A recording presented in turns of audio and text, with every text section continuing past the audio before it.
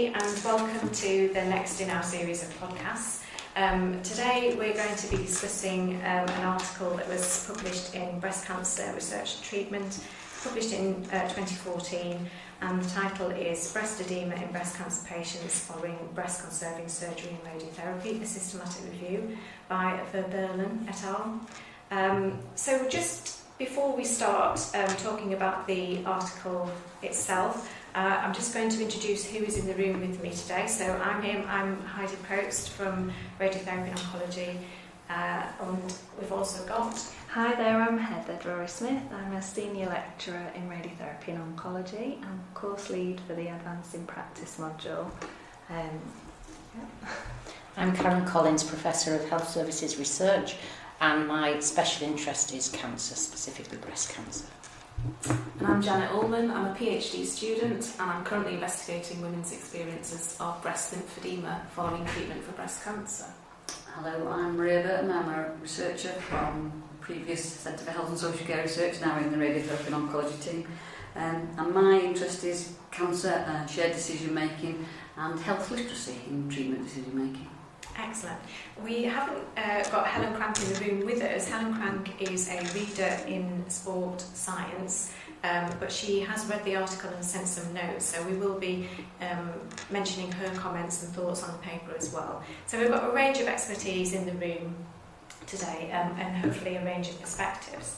So before we actually start to discuss as a group the article, I'm just going to summarise for all of those of you who are listening who haven't had a chance to read the article itself yet, and hopefully you'll be able to have time later to go back and do that. So this is a systematic review, and the authors followed a fairly standard systematic review process.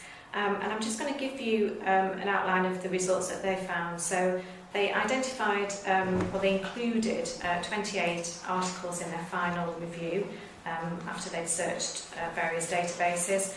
And across those articles, they identified a very large range of incidents of breast lymphedema. So huge, in fact, from 0 to 90%.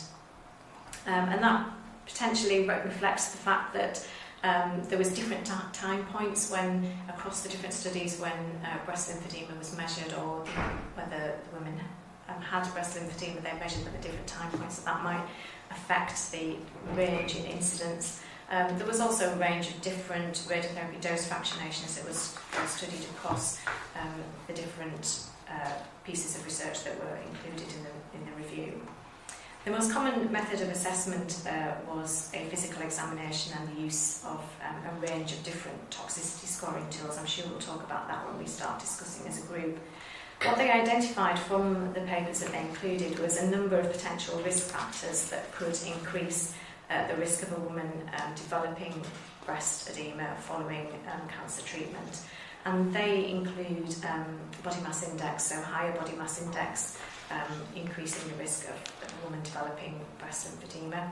Other risk factors that increased the risk were the breast volume that was irradiated, the boost volume, the breast separation. The impact of axillary surgery they reported as being unclear, because there were some studies that identified that there was a difference in terms of whether they had a full dissection or whether they had sentinel node mapping, whereas others found no correlation at all. There was an indication that presence of post-op infection and presence of acute toxicity increased the risk of late breast edema at 2 years post-treatment. They also identified that women with larger tumours and larger specimen sizes had an increased risk of developing lymphedema. And there was also some link between breast density and breast edema risk, but there was no link. They couldn't find a link in the research that they included in their review on pre-op bra cup size, and there might be several reasons why there was no link for that. So that's the potted version of the results. I'm just going to look at my colleagues now. Is there anything that I've missed that's pretty critical in terms of the results that you want to mention? No, don't. So if we have a look at the method and the process that the authors used, what are your thoughts on that? Does anybody have any? Well, I'm going to dive in now. Go for it, Janet. I was disappointed with the search terms. Certainly, as they're described, I don't know how accurate it is. So whether there's some typing errors, but for instance, they talk about searching for breast edema with an E or breast edema with an E, so they've not given two variations. Yeah, so they've stuck to the American spelling Yeah. of breast edema, not. So there is a potential there that they may have missed some literature that's used keywords using the English version of the spelling. Yeah, I agree. Yeah. And just those variations on the terms breast edema or lymphedema of the breast, they've not covered the entire set. So that was and that has implications, I think, for what they've recovered in the literature. I think in terms of the methods, the words are always good to start with the positives, isn't it? I suppose the positives were that they had 3 authors independently assess all of the hits that they got from the databases, and those 3 independent authors, as I understood it, also independently scored the articles assigned to their quality, which is good. And they included a flowchart, I think, of the study, so you could see the ones that how many they excluded and how many they included. So that's some positives. I did have an issue with some of the search strategy. I thought it was limited in that they stuck with just database searching. They didn't do any individual searching of journals, key journals where this kind of research might be published. So there is a possibility that they might have missed, again, some key pieces of research, because we know from other literature that sometimes database searching on its own is not the most efficient way of gathering information. There are other things that help you make sure that you don't miss any key articles. I thought the cut-off point was curious for 1995. I think you were saying that, Heather. They gave a rationale, but nevertheless, there are articles prior to 95. And indeed, they admit that they excluded 9 for being published before 1995. So it's not a whole, number, a huge number of articles to have contributed to the overall review. I mean, they provided a rationale, didn't they, by saying, because I thought that when I first read through it, but then in the discussion they talk about the rationale for 1995, which was the fact that there was a review undertaken at 95. I suppose it's something you've got to trade off when there is a cut-off point, because most systematic reviews you often do have that cut-off point. But I understand what you're saying. Sometimes you've got to, there are other papers as well. And sometimes reviews that were done earlier are certainly not as rigorous as reviews are done now. And so the whole setup of a previous or an older review is probably less trustworthy than something that we would do now. Yeah. So the 95 is probably a bit spurious. Yeah. I think, I wonder if we could talk about the system they use for quality assessing the literature, the included articles. So, as I understood it, and I may have got it wrong, I thought they'd used the Cochrane grading system, but then in their table where they presented each piece of research, which is nice actually, I like that table, but what they've done is I think this is what they've done, they've given it a score sometimes out of 9, sometimes out of 8, depending on whether it was an RCT or a cohort study. And I wasn't quite sure how they'd done that, because as I understand the way that the Cochrane system works is it doesn't recommend the use of scoring, and they prefer the sort of tables of bias and the graphs, which are really lovely. And just for any students who've not seen that, if you have a look at the Cochrane handbook, it's really accessible, and you look at, and it's massive mind you, but if you look under the content section under assessing bias, they give some examples of how to present and summarise the bias, and they're really lovely, they're graphical, and they usually use red, green and amber, don't they, in terms of whether there's risk of bias. And so they've kind of not used that at the Cochrane approach as it is intended, really. Any other thoughts? I think the other thing I found as well was it's difficult to tell in the table of literature that they've presented. So it's apparent that each of those individual pieces of research used different methods for assessing breast edema.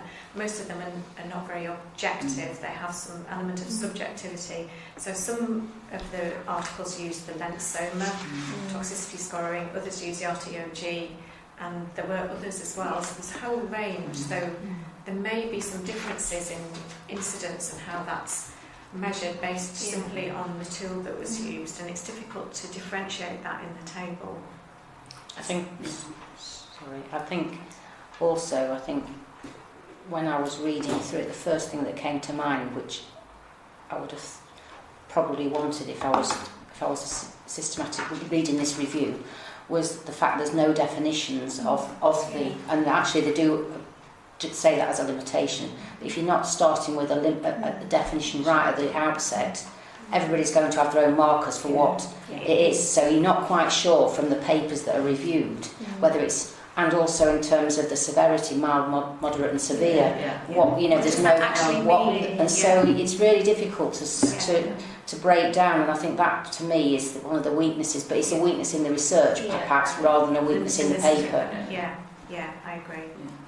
I think the other thing that I found difficult to differentiate, and again it might be that the way that the articles are published, is that it was difficult to tell which of the studies the patients had chemotherapy, or whether they had sequential chemotherapy or whether it was concurrent. And I know concurrent chemotherapy isn't common, but it does happen more frequently in some countries than others. So. And again, that's difficult to differentiate. And again, that might be a reflection of the original research and the publication detail, possibly. I think going back to the tools that they used as well. One thing that I found that these authors didn't comment on was the extent to which each of those individual articles measured inter or intra-rater reliability in the scoring. For example, in any of the studies, if they were using, say, the lymphedema scoring tool, did they test the scorers for repeatability, or did they have two scorers, and did they match? That kind of level of information just isn't there, is it? No. So it's difficult to really be clear about how reproducible the information is. I was just going to say, and how it matches to patient-reported signs and symptoms as well, and if there is any correlation between clinician-reported edema and the patient themselves. So there's a couple, aren't there? Studies have mentioned patient-reported edema, but I didn't go into much detail on that. Yeah, so that doesn't really come out, does it? I think again it probably is a reflection of the evidence base that's out there, not necessarily a reflection on the systematic review, but the range of follow-up was huge, wasn't it, from 0 years to 18 years. And it almost feels impossible to compare incidents across such a broad follow-up period. And especially as they identified there was a bit of a trend for, obviously, over time decreasing, but not completely going away, but decreasing. So how can you compare the data from one study to another when that follow-up period is so different? Yeah, I thought that, almost it would have made it a stronger study if they'd have limited the 5 years, up to 5 years follow-up, or up to 3 years follow-up, or something like that, rather than going from the 0 all the way up to 18 years. It's a difficult one. So it would have been strengthened, I think, by limiting it further. I think, I suppose, when I first read it, before I got to the discussion and conclusion section, in the results, I was confused by they talked about some of the things that might influence risk, and they talked about a couple of studies that said the dose fractionation, the radiotherapy dose fractionation didn't influence breast edema risk. And I know that the START trial data does show actually that dose fractionation does make a difference. But later on they do comment, actually, to be fair to them, they excluded the study by, I think it's Haviland, which is the START data, which is published in the Lancet Oncology. They excluded it because it didn't meet their inclusion criteria. So their inclusion criteria was that it had to be about breast conserving only and not mastectomy, whereas the START trial included breast conserving and mastectomy, and they were pulled together, the information. So that that's a reasonable thing to do, but it is such an important study, the START trial. It's, I think, I can't remember off the top of my head, but, just in one arm of the START trial there was over 2,000 women. So the data was really robust, and to exclude it and not consider it, and for anybody who's not read the START trial reports, because it's reasonably an oldish study now, but that study is the pinnacle work that has meant that radiotherapy regimes for breast cancer have gone down from 50 Gray in 25 fractions to 40 Gray in 15 fractions as a standard treatment, because survival and local control is the same with shorter fractionation, but acute and late toxicity is better in the shorter fractionation. So 40 Gray in 15 fractions has been demonstrated in the START trial to result in lower rates of things like breast lymphedema, as well as fibrosis and things. And so I think there is no argument actually about dose fractionation. I think it's pretty clear that it is important. So I think that's unfortunate, but they do discuss that actually in their sort of discussion section. Anybody got any other thoughts? I mean, Helen Crank, had some interesting comments, and maybe I'll just read them. I think what she mentioned, the thing that struck her most was the variation in incidence of edema depending on the measurement tool, or combined with clinical examination, and the big range of incidence for mild and moderate edema as well. I think she was also struck by the fact that breast edema is quite persistent in nature, so it's still observable and present years after surgery and radiotherapy. And I do wonder if patients are aware of that, as they're going into radiotherapy, how much they know about that possibility. It kind of made Helen question the methods and tools used to measure lymphedema, and in this big reliance on physical examination, which can be quite subjective, as are the assessment tools, and not really, there was a little bit of a mention of some technologies such as ultrasound, but not really it's not necessarily the norm at the moment, and I don't think those tools have been well tested, which is probably why it's not the norm. She mentioned the fact there was a very small section on treatment. We didn't mention the treatment for lymphedema, that probably wasn't the focus of the study, but it is multimodal and does include exercise. But Helen, obviously specialising in that field, was wondering how much exercise is done in practice actually, and the focus generally tends to be more on what can be done in the clinic, such as compression and bandaging, and massage as well. There does appear to be an option that they ask patients to go home and do exercise, but there is a risk that compliance will be low if patients are left to do it themselves, and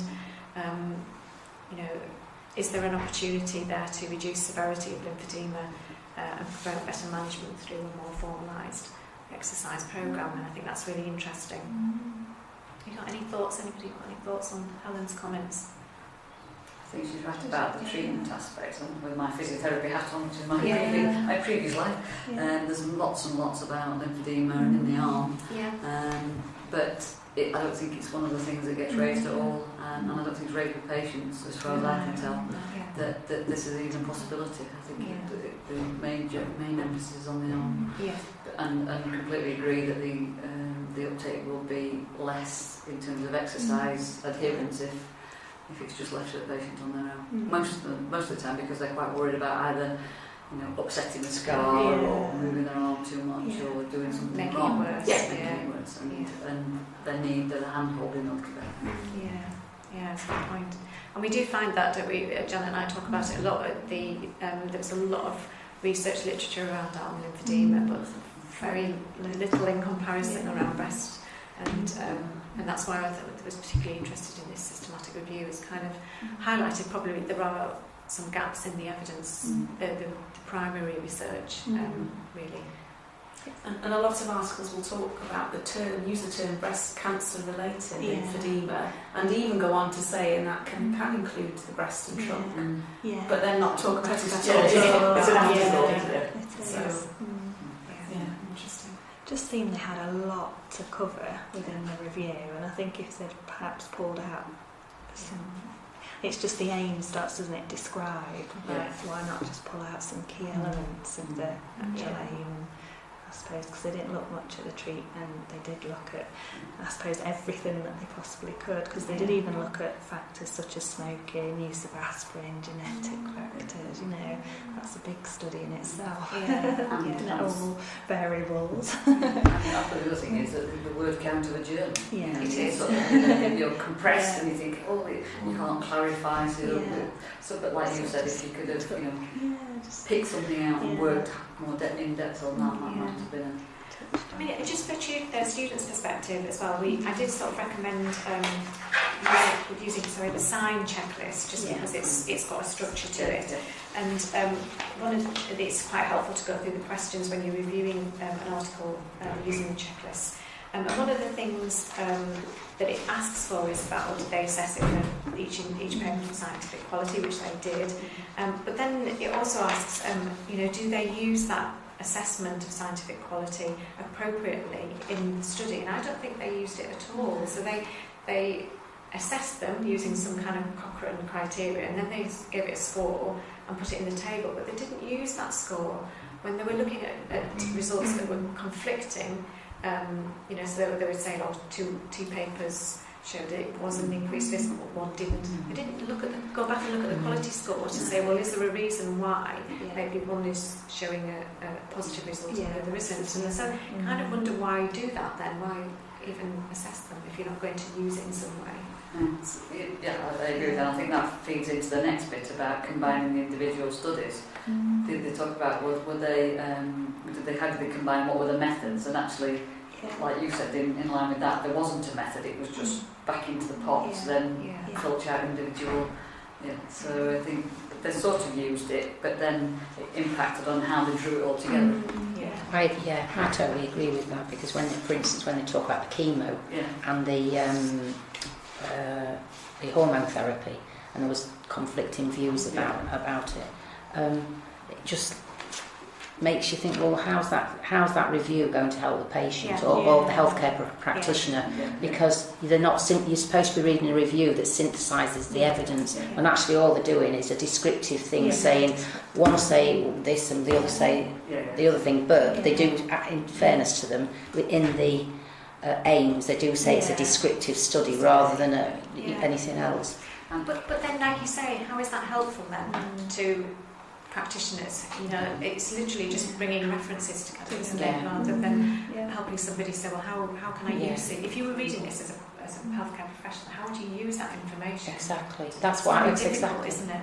That's exactly what I think, because you think, okay, then so some people are saying chemo does have an influence, some are not saying. So what do we do as a health practitioner then? If in a review they're not bringing that together. However, the focus wasn't on chemo per se, was it? But still, I think it could have been improved by, like Maria said. The thing that sort of struck me was that this was being set up as a paper to lead into another piece of research around how do you define lymphedema and the measurement of lymphedema. That's sort of what I came away with saying. There's all this there, but the first thing we've got to do is to actually decide how you measure lymphedema. So there's all these other things that they talked about generally, but my thought was that what they were aiming to do was we need to develop some method of measuring lymphedema. Absolutely. Breast edema.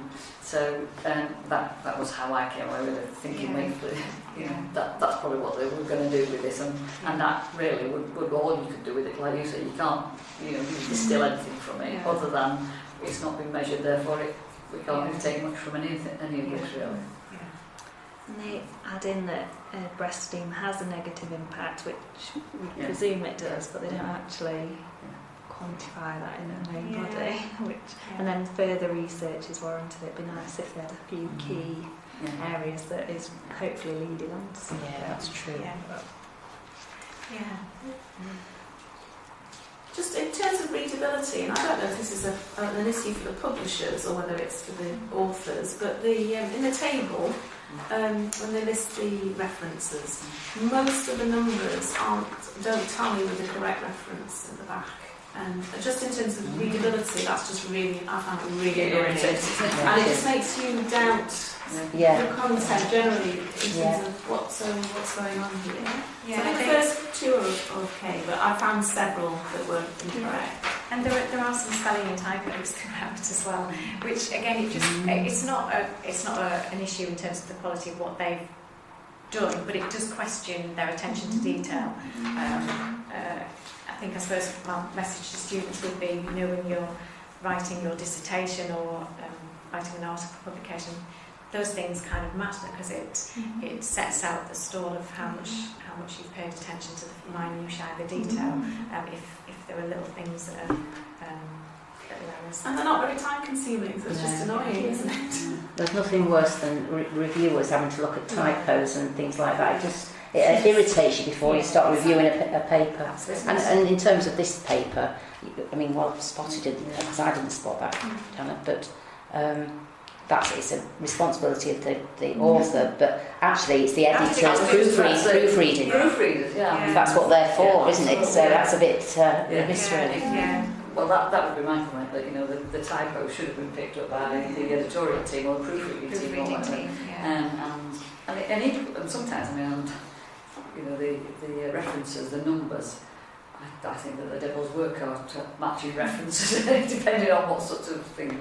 I think it does take a lot of effort. I know you say it's a simple thing, I think it takes quite a lot of effort, particularly if you're using a piece of software. And then you take one out and then the whole thing. You are right. I'm just thinking 28. Oh yes, I agree to get 28 numbers right. Yeah, absolutely. No, you are right. I agree. And I agree that actually that is the response. Well, the proofreaders should have picked that up from the editorial process, but also the authors get to check it prior to publication. So you would hope that they would do that level There's of two levels of checking.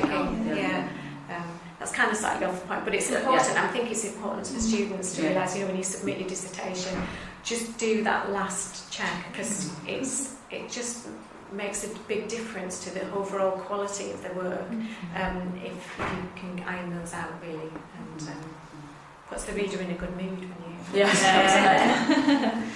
there anything else about this article before we call it a day?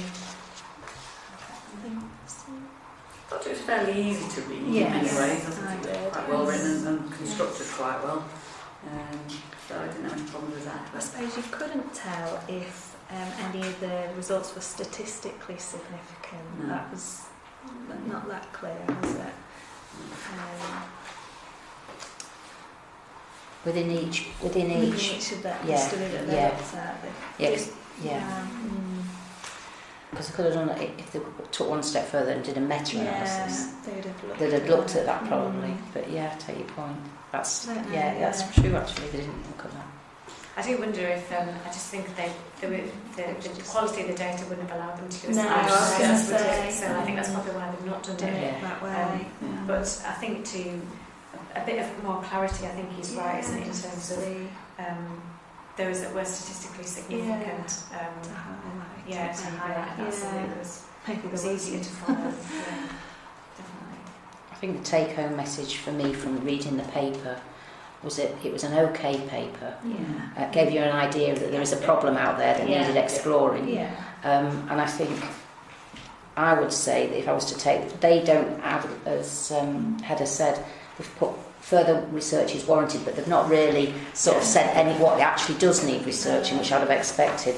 But for me, the fundamental problem is there's no uniform definition of breast edema, whether it's mild, moderate or severe, and the assessment method for it, and that needs ironing out before then, in my mind, you can do a really robust systematic review in this area to be, and the level between 0 and 18 years that they included, that needed limiting as well. Absolutely, yeah. So that's... I would agree with you, and I think if using the sign checklist, I kind of graded it as acceptable. For the aims of what it's trying to achieve. Me too, I absolutely. So, any other comments? Just looking around the room? No. Well, we'll call it a day there on this particular article, and I hope you found this review useful, and please do look out for our future podcasts. There will be more coming your way. Thank you very much. Thanks for everybody in the room.